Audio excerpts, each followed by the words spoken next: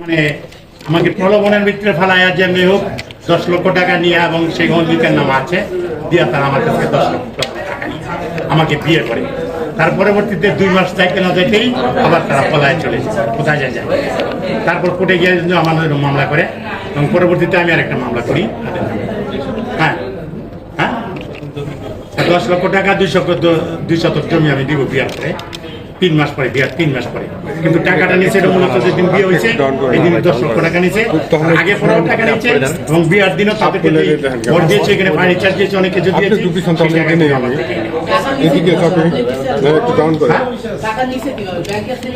না টাকা কিনে আমার কাছে ছিল, ব্যাংকে রাখি।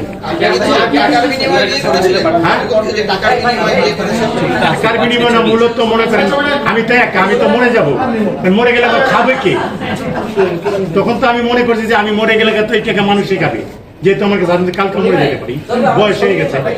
তারা যদি গরিব মানুষ চলে খাইতে পারে তাহলে এখানে সমস্যা কোথায়? ওরা তোমার পাকটা করবে, খাবে, আমার যত্ন করবে। কিন্তু দেখতেছি যে ওদের ইয়ারা, তারপর তো তারা চলে গেছে। মেয়েটার নাম হলো আপনার সাথী আক্তার ফাতেমা। সাজান ভাই, আপনি বয়স 23। আপনি দীর্ঘদিন জেলে ছিলেন, আপনি কি মনে করেন জেলে ভালো ছিল না এখন ভালো আছেন, কোনটা? শুনেন, জেলে ভালো ছিল না এখন ভালো আছে সেটা মানুষ বাইরের জগৎটাই সবসময় উন্মুক্ত থাকার জন্য চেষ্টা, কিন্তু জেলে যে ভালো ছিলাম ওইখানে বন্দি, যত ভালোই থাকি না কেন ওইখানে বন্দি। হ্যাঁ, তো আর এই উন্মুক্ত এখন হয়তো কষ্ট করি, রাত্রে যদি আমি ব্যানগাড়িতেও শুয়ে থাকি তা উন্মুক্ত ভাবে থাকতেছি, কেউ হুকুম করতে পারতেছে না যে এইভাবে কর, এটা করতে হইব, এটা করতে হইব, এই ঘুমাইতে হইব 10টার সময়, তারপরে জাগে থাকা যাবে না, মানে এখানে কোনো ইয়া নাই।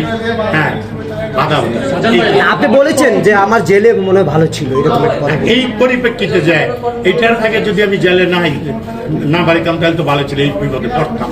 সাজান ভাই, আপনি যেই বাসা ছিলেন, যেখানে আপনি দোকান করতেন, সেখানে আমি গিয়েছিলাম। যাওয়ার পরে ওখানকার যে প্রত্যক্ষদর্শীরা বলছে যে আপনি নাকি ওখান থেকে লুকিয়ে চলে এসেছেন, অনেকে বলছে ভাড়া দিয়ে দেয় না, বা সেলুনওয়ালাও বলছে যে আপনার কাছে টাকা পাবে।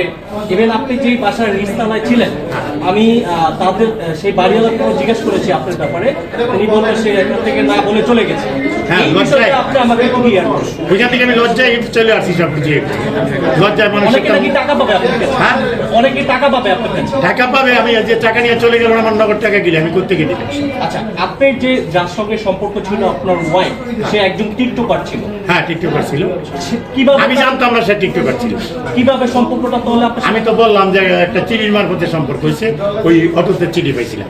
আর এখন কথা হলো আমি একটু বর্ণনাটা দিবেন প্লিজ, সেই বর্ণনাটা ছোট করে একটু দিবেন। কয়েকবার দিয়েছি। কি চান এই মেসেজ দিয়ে দেন।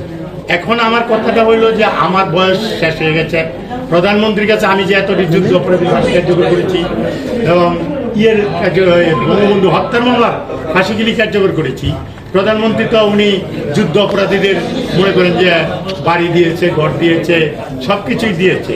তা আমি যদিও জেলখানায় ছিলাম, যদিও যুদ্ধ করতে পারি নাই, কিন্তু আমার কাছে তো মনে করেন আমি একটা যুদ্ধ অপরাধীর ফাঁসি দিয়েছি, বঙ্গবন্ধু হত্যার মামলার 6জনকে ফাঁসি দিয়েছি।